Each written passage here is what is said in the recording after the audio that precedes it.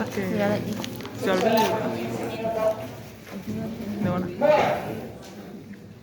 hay cuatro personas en realidad, o sea que no sé si van a ver los otros videos solo. No importa.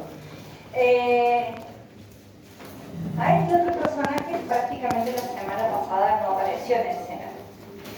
El señor es Walter Gropius, nació en Alemania. Su legado más grande a la arquitectura del siglo XX es que fue el fundador y director de la Bauhaus. ¿Sí? Era y en él vamos a ver en esta etapa de su obra, fíjense que nació en Berlín y termina falleciendo en Estados Unidos.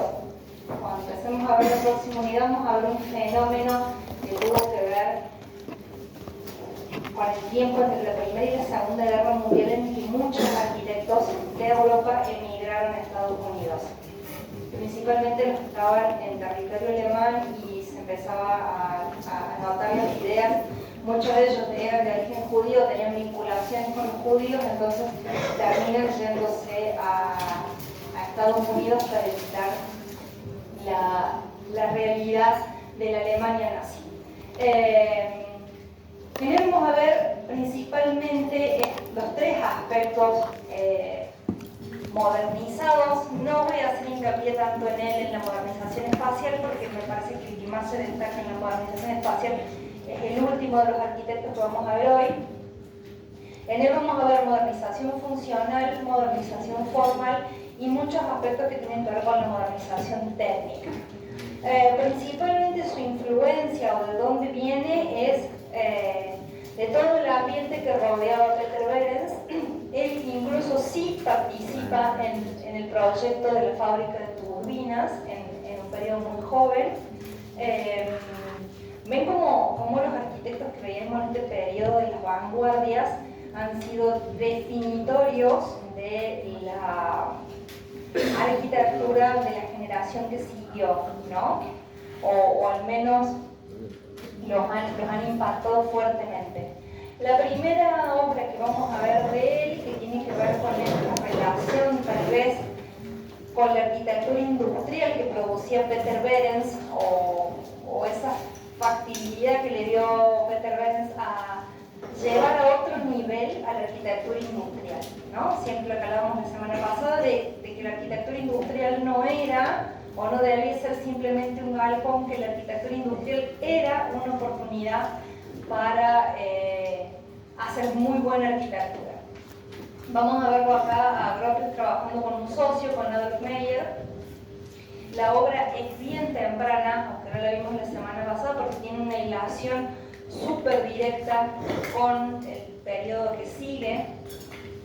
Entonces, la fábrica Fagus era una fábrica de hormas de calzado. ¿Vieron esos piecitos de madera que se usan para darle forma al zapato y sobre el que se construye el zapato arriba? Bueno, eso era la fábrica Fagus, una fábrica de hormas de calzado. Y aquí Gropius junto con Meyer definen un planteo de volúmenes articulados, volúmenes horizontales y volúmenes que adquieren mayor verticalidad, y como que siempre ponemos el ojo en esta parte, que es la que tiene mayor interés arquitectónico, en donde fíjense cómo ha evolucionado. Me vuelvo una para que vean de nuevo la fábrica de turbinas y veamos cómo él evolucionó en muy poco tiempo sobre las ideas de Behrens. Acá hay como una simetría absoluta, ¿no? Y un cuidado casi de un orden clásico, de unas proporciones clásicas. En cambio, lo que va a hacer acá es una ruptura con respecto a esas morfologías simétricas. Si bien el volumen es un prisma súper simple, está prácticamente desmaterializado con vidrio, aparecen solamente unas costillas que van articulando esa piel de vidrio y dos elementos horizontales que le dan base y cierre, y pone el ingreso, el volumen de ingreso, que sí lo destaca con ladrillo, asimétrico. y lo saca del volumen prácticamente, genera un nuevo volumen de otra materialidad y lo hace interceptarse por aquí a partir de dos de los módulos, ¿no? Fíjense en la regularidad que tiene la modulación, y a partir de dos de los módulos toma allí para armar el cuerpo de ingreso, lo trabaja en ladrillo, y eso que le permite generar que esta esquina quede prácticamente desdibujada, ¿no? Al encontrar ese vidrio con vidrio, prácticamente el ángulo se vuelve, en la mirada lejana, se pierde o se desmaterializa en ese juego. Articula el ladrillo con unas hendiduras para darle algún interés morfológico, que no necesariamente tienen correlación con la carpintería que está por detrás, pero sí tienen relación con la modulación del basamento y de la línea de cierre. Y aparece acá algo que va a estar también casi como una constante en la obra de Gropius, que es la forma en que va a trabajar las carpinterías y los aventanamientos. Si bien todavía el elemento para hacer estas carpinterías es metal, ¿no? Son de hierro esas carpinterías, no son de aluminio como tenemos ahora, que son tan hermosas y tan herméticas. Él plantea todas unas formas de apertura, de bisagras, a partir de pivotes, y no de bisagras como esas, que me dan una sola posibilidad, o está abierta o está cerrada. Al generar estas estructuras pivotantes, me permiten innumerables combinaciones para hacer entrar la corriente de aire desde un lado o del otro, para forzar las ventilaciones e incluso eso mejorar en muchos casos las condiciones interiores del aire, ¿no? Entonces eso va a ser también uno de los elementos en los que va a trabajar, y fíjense por acá atrás, esta transparencia nos permite entender por dónde va la capa de escalera. La alcanzan a ver ahí, que acá también se ve como mucho más obvia dentro de ese volumen principal del ingreso a la fábrica. Entonces dijimos que este señor va a fundar la escuela de la Bauhaus. ¿Qué es la Bauhaus? Y ahí hay una parte de la proclama o del manifiesto de la Bauhaus. Dice: creemos de crear un nuevo gremio de artesanos, sin las distinciones de clase que hacen una barrera arrogante entre el artesano y el artista.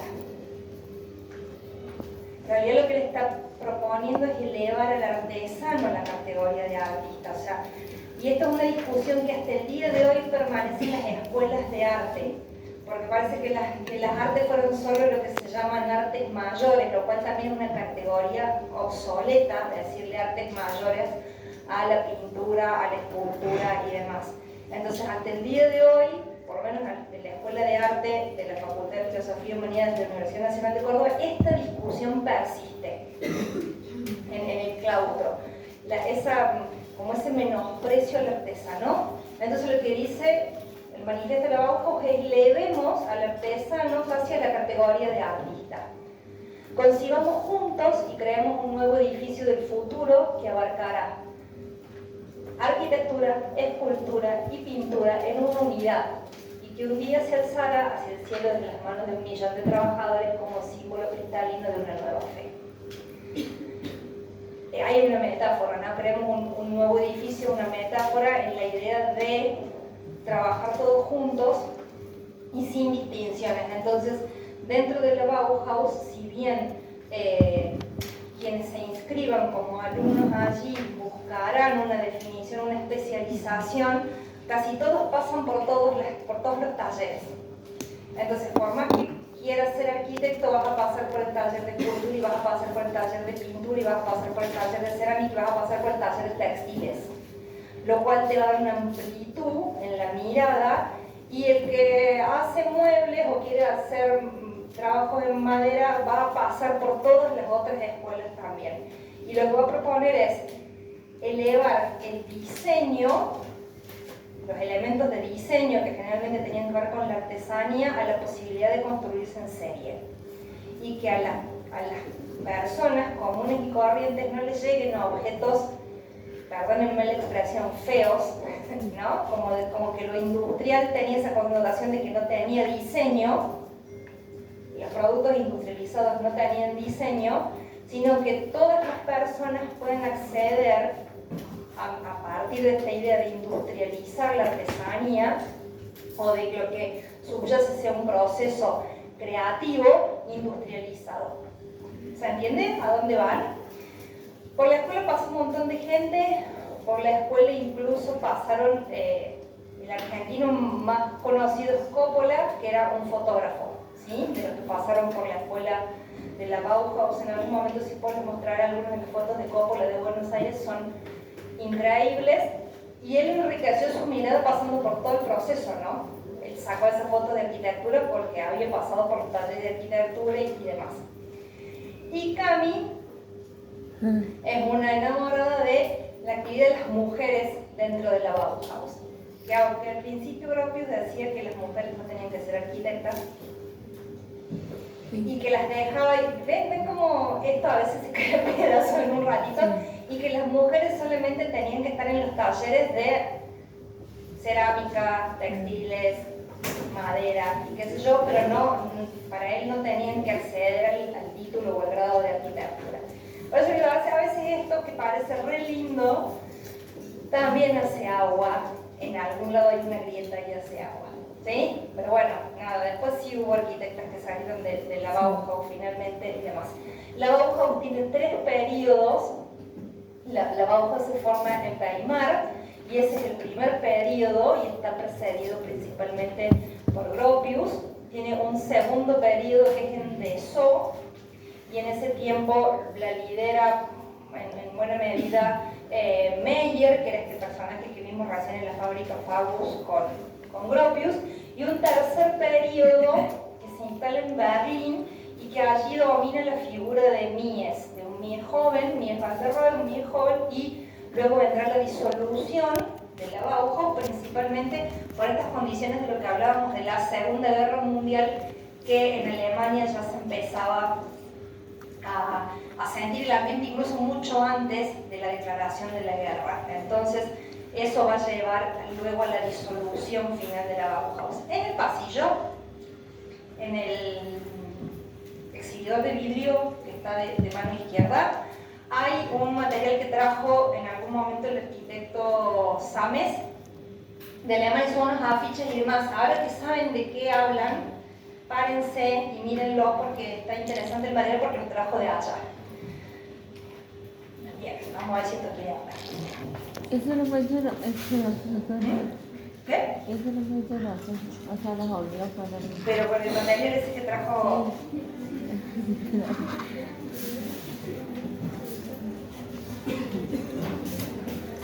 Experiencias. Ya, pero vamos a poner la dos. Ya. ¿Tú dónde quedas, dicho? ¿Barcelona? ¿Ah? ¿Barcelona?